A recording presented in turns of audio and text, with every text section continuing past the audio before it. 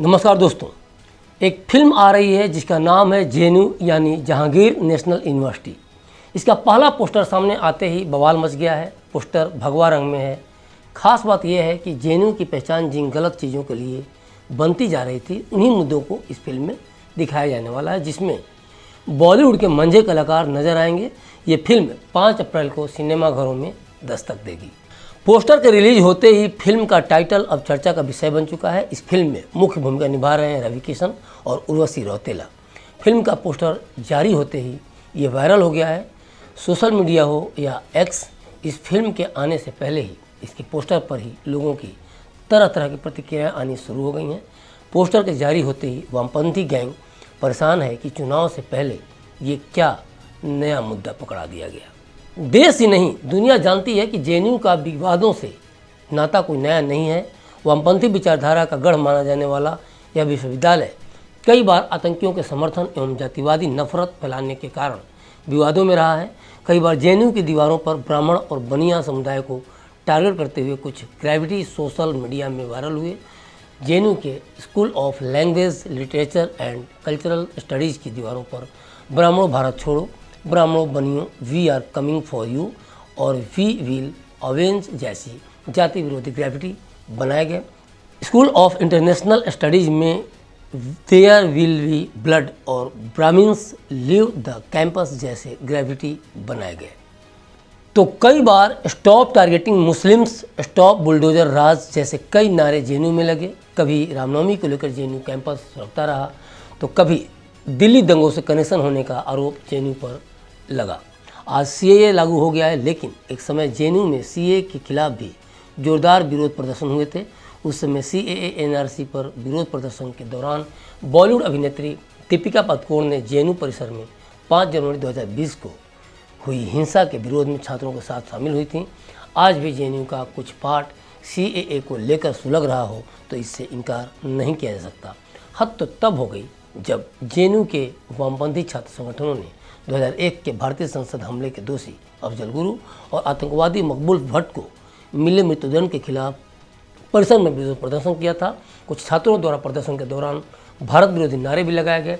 तो बात टुकड़े टुकड़े गैंग की हो या दिल्ली में हिंदू विरोधी दंगों की, जब इन मामलों के तह तक पुलिस प्रशासन गए तो सारी समस्याओं की जड़ों में एक ही नाम मिला, जेएनयू। जेएनयू फिल्म का पोस्टर बहुत कुछ कहता है। पोस्टर में भगवा रंग में जिस तरह से देश का नक्शा दिखाया गया है वो देश के ऊपर बड़ी आफत का आभास कराता है।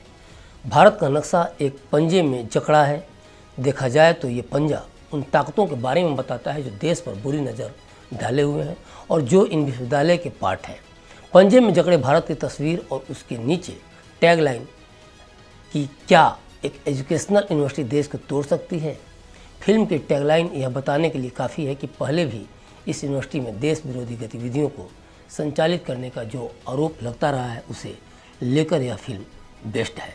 पोस्टर के रिलीज होने के बाद से ही वामपंथियों को ये डर सताने लगा है कि जेएनयू को लेकर कहीं उनका चेहरा बेनकाब न हो जाए। पोस्टर मात्र के रिलीज होने से ही वामपंथी गैंग के लोग सोशल मीडिया पर हंगामा मचाते नजर आ रहे हैं। डर इस बात का है कि लोकसभा चुनाव सिर पर है और ये फिल्म 5 अप्रैल को रिलीज हो रही है। ऐसे में जनता को वामपंथियों के चरित्र के बारे में पता चलेगा तो उनका वोट बैंक छिटक सकता है। उन्हें पहले से ही मोदी लहर और ममता बनर्जी का डर था, जिसने 34 वर्षों के उनके राज का खात्मा कर दिया है। वे 2024 में अपने लिए बढ़िया मौका तलाश रहे थे, लेकिन बंगाल से सटे राज्यों में इस फिल्म का असर तो दिखेगा ही। और अगर Kashmir files, the Kerala story और आर्टिकल 370 की तरह ये फिल्म भी जनता पर अपना प्रभाव छोड़ने में सफल रही तो वामपंथी वोटों का सत्यानाश हो जाएगा। यही कारण है कि अक्सर आइडिया ऑफ इंडिया की जगह आइडिया ऑफ ब्रेकिंग इंडिया पर ट्वीट करने वाली कथित पूर्व पत्रकार रिया, जिनका असली नाम है इंडिया डिसूजा, ने लिखा है कि जेएनयू के छात्र क्यों नहीं विरोधी, मतलब कहने का मतलब कि विरोधी कदम उठाते।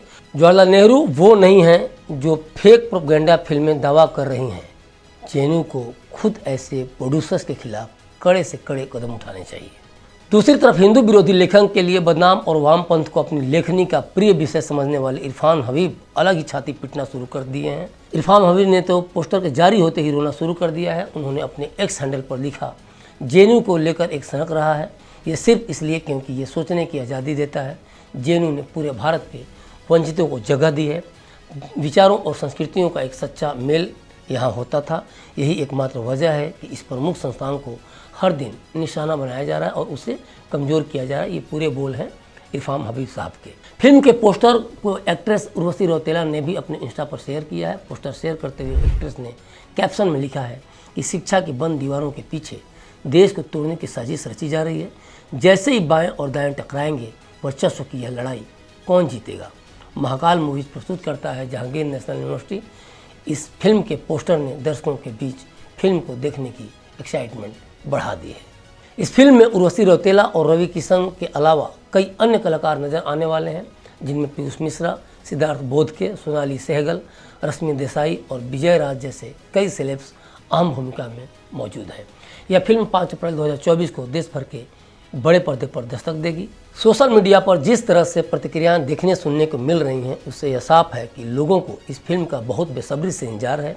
लेकिन इन सब के बीच एक बड़ा सवाल ये है कि फिल्म को लेकर इरफान हबीब के पेट में दर्द हो या फिर सोशल मीडिया पर विपक्ष या वामपंथी सिर पटकें।